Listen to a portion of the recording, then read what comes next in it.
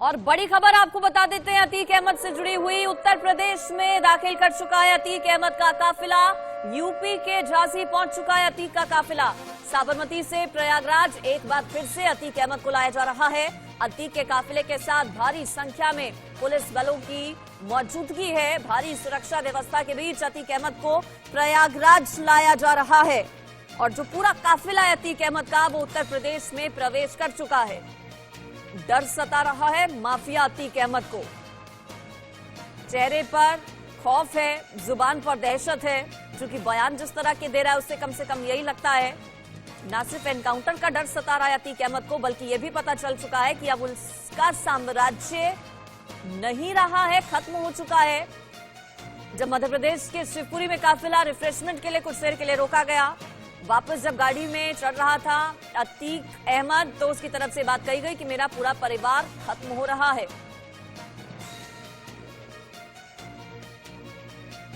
मेरे साथ बांदा और झांसी से हमारे रिपोर्टर्स जुड़ गए हैं। आमिर हुसैन और मनीष श्रीवास्तव मेरे साथ जुड़ गए हैं, उनका हम रुख करेंगे। उत्तर प्रदेश में प्रवेश कर चुका है जो पूरा काफिला है। झांसी का मैं रुख कर लेती हूँ। मनीष, कहां तक पहुंचा काफिला? यूपी में प्रवेश कर चुका है, आगे अब कितना और सफर बचा है?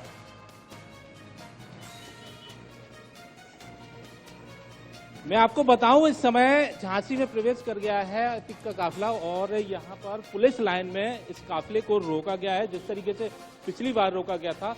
और इसी पुलिस लाइन में हम यहाँ पर मौजूद हैं और इसके अंदर अतीक अहमद का पूरा काफिला जो है वो रुका हुआ है। कुछ देर का ये रिफ्रेशमेंट है, उसके बाद ये अतीक का जो काफिला है यहाँ से गुजरेगा और कानपुर रोड होते हुए ये प्रयागराज के लिए जाएगा। तो आपको दिखाएंगे तस्वीरों में किस तरीके से यहाँ मीडिया का हुजूम लगा हुआ है और जिस तरीके से आपको हम बताएंगे अंदर जो है पुलिस लाइन के अंदर ये जो पूरा का पूरा काफिला है ये रोका गया है और यहाँ पर तकरीबन आधा घंटे का ये पूरा रिफ्रेशमेंट रहेगा। उसके बाद यहाँ से ये काफिला आगे चित्रकूट के लिए और बांदा चित्रकूट होते हुए ये प्रयागराज के लिए कानपुर रोड से बुंदेलखंड एक्सप्रेसवे से जाएगा। जी, आप बता रहे हैं मनीष, करीब आधे घंटे तक ये काफिला यहीं पर रुकने वाला है। क्या सभी जो गाड़ियां काफिले में मौजूद हैं सभी रुक गई हैं? आधे घंटे तक काफिला रुकेगा क्या? इस दौरान चूंकि नाश्ते का वक्त है, ये इससे पहले सुबह 6 बजे के आसपास रिफ्रेशमेंट के लिए काफिला रुका था, अभी क्या खाने पीने के लिए काफिला रुका है या फिर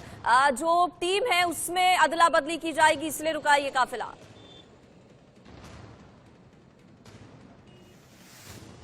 जी बिल्कुल, ये काफिला जो रुका हुआ है ये रिफ्रेशमेंट के लिए ही रुका हुआ है, क्योंकि और खासतौर पर जो टीम यहाँ पर इलाहाबाद की पुलिस टीम जो थी साथ में चल रही थी, वहाँ पर एक टीम पहले से इलाहाबाद पुलिस की टीम यहाँ पर पहले से आ गई थी राती में, और वो जो नई टीम है वो टीम इस पूरे काफिले के साथ शामिल हो जाएगी। जो पुरानी टीम है उसको यहीं पर रोका जाएगा, रेस्ट किया जाएगा, उसके बाद फिर ये बाद में ये टीम इलाहाबाद पहुंचेगी।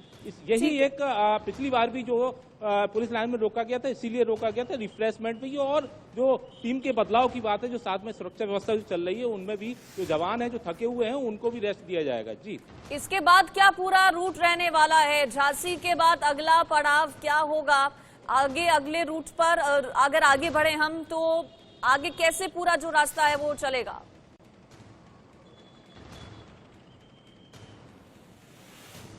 जी बिल्कुल, यहाँ से तकरीबन आधा घंटे बाद पुलिस लाइन से होते हुए ये पूरा काफिला यहाँ से मेडिकल कॉलेज बाईपास होते हुए कानपुर रोड को टच करेगा। कानपुर रोड से होते हुए ये जालौन टच करेगा। जालौन तकरीबन झांसी से 90 किलोमीटर की दूरी पर है। वो 90 किलोमीटर की दूरी तय करने के बाद यहाँ बुंदेलखंड एक्सप्रेसवे पे ये पूरा काफिला चढ़ेगा।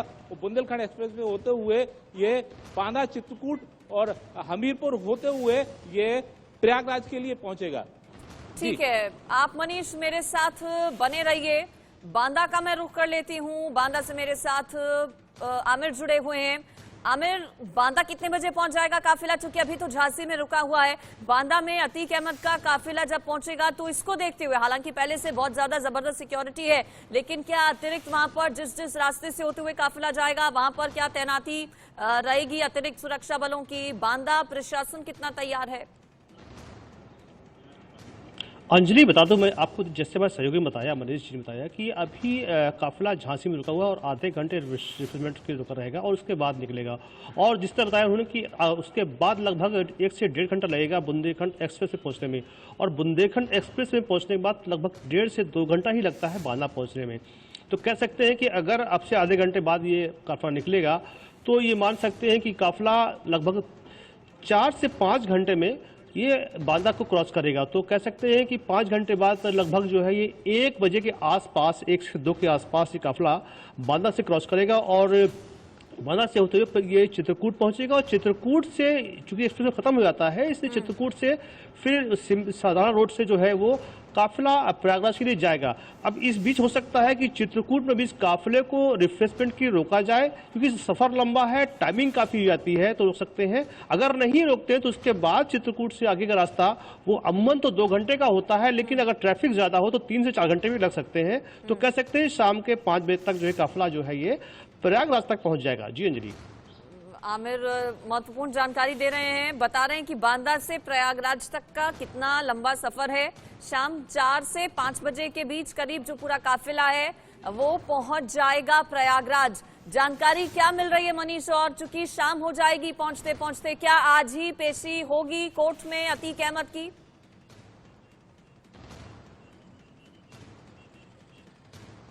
जी, आज तो पेशी होने की संभावना नहीं है, क्योंकि आज तो पूरा दिन जो है शाम तक ये पूरा काफिला प्रयागराज पहुंचेगा और ये पेशी जो है कल होगी। लेकिन हाल फिलहाल में इस समय पुलिस लाइन में ये पूरा काफिला रुका हुआ है। तकरीबन 10 मिनट यहाँ पर अभी हो गए हैं और तकरीबन आधा घंटे का समय और बताया जा रहा है कि यहाँ पर ये पूरा काफिला रुकेगा। रिफ्रेशमेंट के बाद ये पूरा काफिला का यहाँ से रवानगी होगी और बांदा चित्रकूट होते हुए ये प्रयागराज पहुंचेगा। तकरीबन 4 से 5 घंटे के अंदर ये प्रयागराज के लिए ये जो रास्ता है ये तय करके ये पूरा काफिला प्रयागराज के लिए पहुंचेगा। बिल्कुल, हम अपने दर्शकों को ये भी बता दें कि इंडिया न्यूज की पूरी टीम जो है वो फॉलो कर रही है अतीक अहमद के काफिले को। और हम लगातार इससे पहले भी, जब 15-16 दिन पहले अतीक अहमद को साबरमती जेल से प्रयागराज लाया गया था, उस वक्त भी पूरी टीम इंडिया न्यूज की साथ में मौजूद थी और आज भी पूरी टीम हमारी ग्राउंड पर मौजूद है, फॉलो कर रही है अतीक अहमद के काफिले को। आमिर, ये तो है कि डर और खौफ बहुत ज्यादा नजर आ रहा है अतीक अहमद में। जुबान की अगर बात करें तो एक दहशत नजर आती है, और हाव भाव की बात करें, बॉडी लैंग्वेज की बात करें, तो जिस वक्त माफिया हुआ करता था, जिस वक्त राज चलता था अतीक अहमद का, उससे और अब में जमीन आसमान का फर्क है। बौखलाहट चेहरे पर और बॉडी लैंग्वेज में साफ दिख रही है। जी अंजलि, बिल्कुल आप ठीक बता रही हैं। देखिए, जो पहले अतीक अहमद हुआ करता था उसका एक तूती बोलती थी, उसकी दबंगई थी और चेहरे में एक अलग तरह का रुआब होता था। लेकिन अब जो है इस सरकार में जब पहली बार सजा मिल गई, पहले मामले में इसको जो अपहरण मामले में सजा मिली है, उसके बाद अब इसको लाया जा रहा है, तो अतीक अहमद कहीं ना कहीं बहुत ज्यादा डरा हुआ है। वो साफ तौर पे कह रहा है कि हमारी पेशी जो है वीसी से हो सकती थी, लेकिन ले जाया जा रहा है। तो वो लगातार हर एक मूवमेंट पर अपना डर जाहिर कर रहा है कहीं उसके साथ कोई हादसा न हो जाए, और पुलिस पे बिल्कुल भी यकीन नहीं कर रहा है। हालांकि पुलिस की बात की है तो पुलिस की सुरक्षा काफी मुस्तैद है, बॉडी कैमरे से लैस है, हर एक गतिविधि को कैमरे में रिकॉर्ड किया जा रहा है। संभावना बहुत कम है किसी भी ऐसे हादसे को लेकर के, किसी समस्या को लेकर, लेकिन उसका भय और डर साफ दिख रहा है अतीक अहमद का। तो ये बता सकते हैं कि एक माफिया का ये अंत है, और ये अंत बहुत ही अलग तरह का अंत हुआ है इस सरकार ने जो किया है। तो ये डर इसके माफिया के चेहरे में साफ दिखाई दे रहा है। जी अंजलि। बिल्कुल, देखिए डर और खौफ साफ तौर पर देखा जा सकता है। और मनीष भी मेरे साथ बने थे, लेकिन आमिर से ये भी मैं सवाल कर लेती हूँ। आमिर, जिस तरह काफिला अलग अलग जगहों पर रुका, कल जब साबरमती जेल से निकला था अतीक अहमद, उस वक्त भी उसकी तरफ से बयान दिया गया, उस वक्त उसने कहा कि वीडियो कॉन्फ्रेंसिंग के जरिए भी हो सकती थी पेशी, तो बार बार क्यों लेकर जाया जा रहा है? तो ये तो साफ है कि एनकाउंटर का डर सता रहा है। कई लोगों की जान भले ही अतीक अहमद ने ली हो, लेकिन अब उसे अपनी ही जान का डर बहुत ज्यादा है। जी बिल्कुल, अतीक अहमद ने निकलते ही बात कही थी कि वीडियो कॉन्फ्रेंसिंग की हो सकती थी, और कहा भी गया था कोर्ट के द्वारा। लेकिन क्यों ले जाया जाए? तो ये जब अतीक अहमद को लाया जा रहा है पेशी के लिए, तो ये इसका एक डर है सामने आ रहा है, जो वो लगातार कह रहा है। और बीच रास्ते में उसने कहा कि मुझे डर है, पुलिस पर भरोसा नहीं है। तो वो अपने डर को छुपा नहीं पा रहा है, लगातार बात को कह रहा है। हालांकि इस बीच में उसने अपने बयान में मीडिया को जो है मीडिया को अच्छा कहा है कि मीडिया सहयोग मिल रहा है, और तमाम बातें कही हैं, लेकिन उस बीच में उसका जो डर है, जिससे वो कह रहा है मेरे परिवार बर्बाद हो गया, खत्म हो गया, तो ये कहीं ना कहीं माफिया का डर है जो साफ दिखाई दे रहा है और लगातार उसका डर उसके चेहरे में साफ दिखाई दे रहा है। तो कह सकते हैं कि जो सरकार अपना काम कर रही है। हालांकि देखिए, एक बात मैं पहले बोल चुका हूं आपसे कि जिस तरह बॉडी कैमरे लगे हुए हैं और लगातार मूवमेंट हो रहा है और जो प्रशासन की गाड़ियां हैं, पुलिस की गाड़ियां, उसके साथ परिवार की और गाड़ी भी चल रही है, प्राइवेट गाड़ी भी चल रही है, तो लेकिन इसके बावजूद उसके तरफ भय है वो कम नहीं हो रहा है। तो कह सकते हैं कि भय इस वक्त काफी ज्यादा है। जी बिल्कुल। आमिर, ये भी बताइए कि पिछली बार चूंकि 15-16 दिन पहले भी अतीक अहमद को साबरमती जेल से प्रयागराज ले जाया गया था, उस वक्त जो टीम में पुलिसकर्मी मौजूद थे, जो गाड़ियां मौजूद थी, जो रूट था, क्या सभी बिल्कुल एज इट इज है या फिर किसी तरह का कोई बदलाव किया गया है? बांदा से होते हुए चूंकि काफिला गुजरेगा, क्या वही रूट, वही सड़कें, वही मार्ग पूरा सब रहने वाला है जो 15 से 16 दिन पहले जब लाया गया था, इस्तेमाल हुआ था? देखिए अंजलि, बता दूं मैं आपको कि जो 1500 दिन पहले जब अतीक को फर्स्ट टाइम लाया गया था, यहाँ से निकाला गया था, तो उसकी टाइमिंग जो है शाम की 6 बजे थी। इस बार टाइमिंग वहाँ से निकालने की 4 बजे हुई है। सिर्फ इतना अंतर हुआ। इसके बाद जो है ट्रैफिक है, रूल वही है। हालांकि इस बार एक चीज जो बदली है वो ये है कि जिस वैन में लाया जा रहा है उसमें बायोमेट्रिक लॉक लगा हुआ है अतीक अहमद की गाड़ी में, तो वो उसको सुरक्षा के दृष्टिकोण लगाया गया है। तो ये एक चीज बदलाव किया गया है। इसके बाद जब काफिला चलता है तो तमाम रास्ते में गाड़ियां खराब हुई तो गाड़ी बदली गई। तो निश्चित रूप से पुरानी गाड़ियां जो थी जो खराब हुई हैं, या गाड़ी को तो नहीं कह सकते कौन सी गाड़ी, लेकिन काफिले में सुरक्षा व्यवस्था पूरी तो नहीं है और बॉडी कैमरे से लैस है। अगर बात किया रूट की किया तो रूट सेम रखा जा रहा है, सेम रूट है। उसी रूट से ये आएगा, झांसी से ये बुंदेलखंड एक्सप्रेस होते हुए हमीरपुर और बांदा चित्रकूट होकर के प्रयागराज से जाएगा। तो रूट सेम रखा गया है। बाकी जो पुलिस स्टाफ की बात की जाए तो सुरक्षा कारणों से इस बात को बताया नहीं जा रहा है कि क्या बदलाव किए गए हैं। जी अंजलि। बिल्कुल। और देखिए, आज हमने जिक्र किया कल का, जब साबरमती जेल से निकला, कल उसने योगी सरकार का जिक्र किया, कोर्ट का जिक्र किया, कहा कि जानबूझकर सरकार ऐसा कर रही है, जानबूझकर मुझे ले जाया जा रहा है। जब कोर्ट ने कहा है वीडियो कॉन्फ्रेंसिंग के जरिए ये सब हो सकता है। और आज स्टेटमेंट जो दिया गया अतीक अहमद का वो ये था, अतीक अहमद की तरफ से कहा गया कि मेरा परिवार तो पहले ही खत्म हो चुका है। ये तस्वीरें इस बीच आप देखिए, ये सीधी तस्वीरें हैं, एक्सक्लूसिव तस्वीरें। फिलहाल जो काफिला है वो झांसी में रुका हुआ है। झांसी में फिलहाल मौजूदगी, उत्तर प्रदेश में एंटर कर चुका है अतीक अहमद का काफिला। झांसी में फिलहाल कुछ देर के लिए रोका गया है, आधे से पौने घंटे का यहाँ पर वक्त, जब ये पूरा काफिला रुकेगा। इसके बाद आगे की ओर काफिला बढ़ेगा, बांदा होते हुए, चित्रकूट होते हुए प्रयागराज में प्रवेश करेगा। शाम हो जाएगी, माना जा रहा है कि आज प्रयागराज पहुंचने में पूरे काफिले को, और पेशी की संभावनाएं भी कम है। कल पेशी हो सकती है, ऐसा कहा जा रहा है। मेरे साथ आमिर जुड़े हैं। आमिर, अगर आज पेशी नहीं होती, कल पेशी होती है, तो क्या आज नैनी जेल में रखा जाएगा अतीक अहमद को? अंजलि देखिए, आज पेशी होने की संभावना नहीं है, क्योंकि जिस तरह से ये काफिला चल रहा है तो शाम को 5 बजे तक आने की संभावना है। अब उसके बाद कोर्ट में पेशी की संभावना बिल्कुल कम है, क्योंकि लंबा सफर होगा, थकान भी होगी। तो कयास ये लगाए जा रहे हैं कि इसको नैनी जेल में रखा जाएगा और नैनी जेल में तमाम जो फॉर्मेलिटी पूरी की जाएगी, जैसे मेडिकल चेकअप होता है और डॉक्यूमेंट्स होते हैं, वो फॉर्मेलिटी पूरी करने के बाद उनको जेल में रखा जाएगा। और ये संभवतः कल सुबह 10 बजे से ऐसी कोर्ट खुलेगी, तो उसके बाद 10 से 12 के बीच में इसकी पेशी सुनिश्चित हो सकती है। जी अंजलि। बिल्कुल। तो देखिए, आज संभावनाएं कम हैं, कल सुबह 10 से 12 बजे के बीच में पेशी अतीक अहमद की हो सकती है। फिलहाल पहले विंडो में जो तस्वीरें आप देख रहे हैं वो लाइव तस्वीरें हैं, झांसी की तस्वीरें हैं, जहां पर फिलहाल काफिला रोका गया है अतीक अहमद का। यहीं पर रिफ्रेशमेंट के लिए आधे से पौने घंटे तक बताया जा रहा है कि काफिला रुकेगा, और उसके बाद वापस से अतीक अहमद को उस वैन में बिठाया जाएगा जिसमें सीसीटीवी कैमरास लगे हैं, बायोमेट्रिक लॉक लगा है, और पूरा जो तैनाती है सुरक्षा बलों की, पुलिसकर्मियों की, वो है। और फिर यहां से काफिला आगे की ओर बढ़ेगा, शाम तक प्रयागराज पहुंचेगा। बॉडी लैंग्वेज, हाव भाव पूरे तरीके से बदले हुए हैं।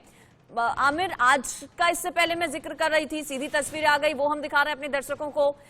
अतीक अहमद इस बात को समझ चुका है कि अब ना सिर्फ उसके जो पाप हैं उनकी सजा मिलेगी उसे, बल्कि एक एक गुनाह जो परिवार वालों से भी उसने कराया है, अब उस वक्त आ गया है, अब वो जब सबका हिसाब किताब अतीक अहमद को और उसके पूरे परिवार को देना होगा। अतीक अहमद ये समझ चुका है कि परिवार अब मिट्टी में मिल रहा है और यही वजह कि उसकी तरफ से मीडिया के सामने ये बात कही गई। आमिर,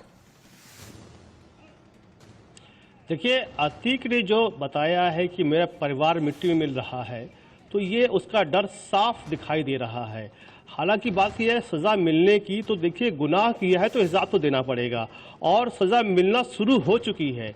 एक अपहरण के मामले में उसको आजीवन कारावास हुई है, उसके साथ उसके अन्य सहयोगी भी कारावास हुई है और उसके ऊपर 100 से अधिक मामले हैं।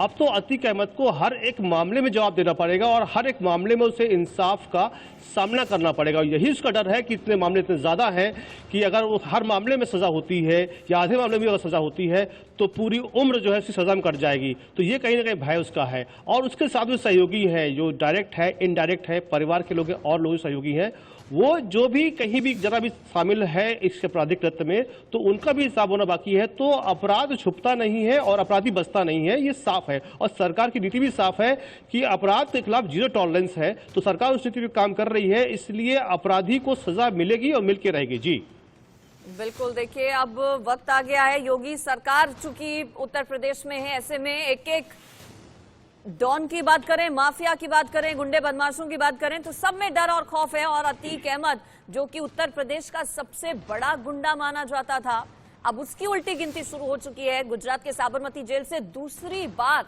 लाया जा रहा है प्रयागराज अतीक अहमद को।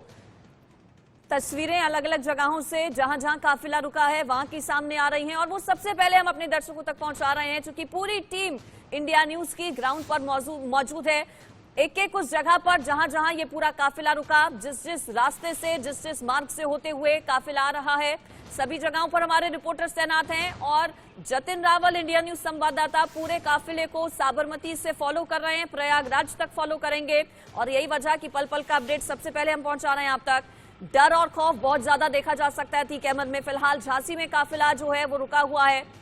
20 से 25 मिनट का वक्त हो चुका है आमिर झांसी में काफिले को रुके हुए, और कितनी देर रुक सकता है, क्योंकि पिछली बार वाली सभी चीजें हो रही हैं। हालांकि सिर्फ समय में बदलाव है।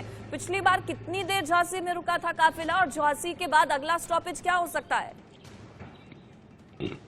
देखिए, पिछली बार की बात की जाए अगर अंजलि, तो पिछली बार झांसी में ये आधे घंटे के लगभग 35 मिनट के आसपास रुका था और इस बार भी एस्टिमेटेड टाइम वही है, 25 मिनट हो चुके हैं। बस 5 से 7 मिनट के अंदर ये है संभवतः ये काफिला जो है मूव कर जाएगा और ये कानपुर झांसी हाईवे पर जाएगा और उससे जालौन होते हुए ये काफिला बुंदेलखंड एक्सप्रेस से पहुंचेगा। तो अगर अब से 10 मिनट में मूव करता है तो लगभग 2 से 2 घंटे के आसपास अप्रोक्सीमेटली जो है ये बुंदेलखंड एक्सप्रेस में चढ़ जाएगा और उसके 2 घंटे बाद ये बांदा क्रॉस करेगा।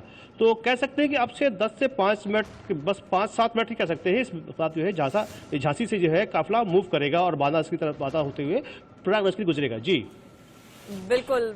बांदा की अगर बात करें आमिर, चूंकि आप बांदा में मौजूद हैं, आप बता रहे हैं कि दोपहर 12 से 1 बजे के करीब बांदा ये काफिला पहुंच जाएगा। बांदा से भी उमेश पाल मर्डर का कनेक्शन रहा है, चूंकि 7 शूटर से 2 का एनकाउंटर पहले ही कर दिया गया पुलिस की तरफ से। अब ऐसे में साफ है कि बांदा जब काफिला पहुंचेगा तो एक अलग खौफ अतीक अहमद में हो सकता है, क्योंकि एक शूटर का एनकाउंटर यहीं बांदा में ही हुआ था जहां पर आप मौजूद हैं आमिर। बिल्कुल, देखिए अंजलि, बता दूं आपको कि बांदा से अतीक अहमद का पुराना नाता है। अतीक अहमद काफ़ी समय तक बांदा जेल में रहा है और इस वक्त बांदा जब रहता रहा है तो यहाँ तमाम शूटर, तमाम उसके जो है गुर्गे जो है वो उसकी मदद करते रहे हैं। तो अतीक अहमद के गुर्गों की रिश्तेदारी भी बांदा में है और वो भी जो है उसके साथ मेंबर है। अभी पिछले दिनों भी एक एनकाउंटर किया गया था जहां एक अपराधी के पैर में गोली मारी गई थी, गिरफ्तार किया था, वो भी जो है इसी मामले से जुड़ा बताया जा रहा था। तो तार तो जुड़े हुए हैं, लेकिन चूंकि ये काफिला पूरा बांदा शहर से लगभग 10 किलोमीटर बाद दूर से एक्सप्रेस से गुजरता है तो वो शहर को टच नहीं कर रहा है, इसलिए शहर में दाखिल होने की संभावना कम है। हालांकि बांदा गुजरते हुए बांदा से क्या कहें, हम ये कहें कि साबरमती से प्रयागराज तक जहां तक भी अतीक अहमद जा रहा है उसकी धड़कनें जो है संभल नहीं रही हैं, खौफ साफ चेहरे पर है। और जब बांदा से गुजरेगा तो जाहिर सी बात है, चूंकि बांदा से पूरा कनेक्शन है, उसके गुर्गे यहाँ पर रहे हैं, तो कहीं ना कहीं उसको याद सताएगी। जी ठीक है, आपका बहुत शुक्रिया आमिर इस पूरी खबर पर डिटेल में जानकारी देने के लिए। नजर लेकिन आप बनाए रखिएगा, चूंकि हमें सबसे पहले अतीक अहमद से जुड़ी हर खबर अपने दर्शकों तक पहुंचानी है। फिलहाल आपका शुक्रिया।